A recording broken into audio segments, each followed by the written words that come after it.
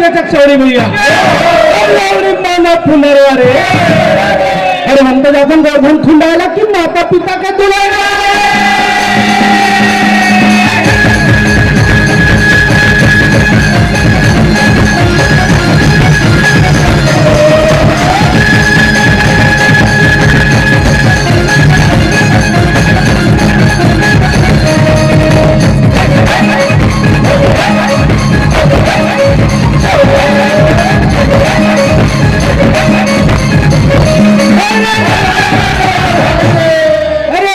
घमाघम भैया फूले सफेद रे अरे बालक कन्या की अरे बधती है जरा मुंडे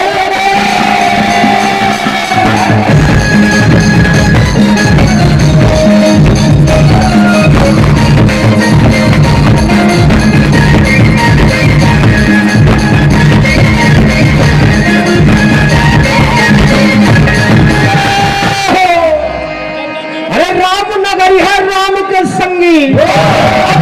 गंगा के तीर हो अरे बलराज महाराज के संगी चौकी महाराज पीर हो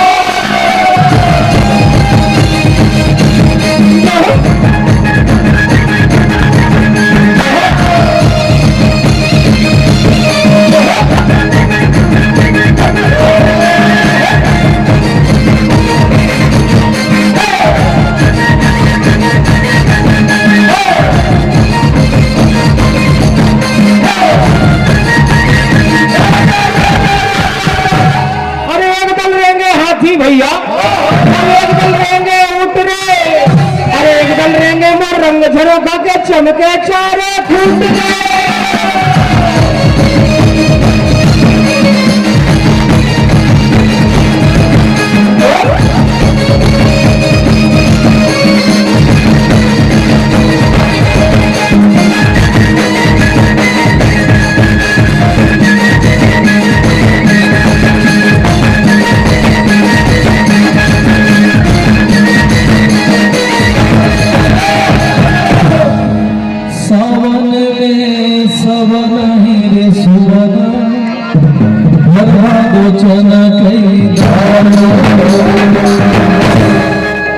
बापन में तोला को दिखे रे सुबह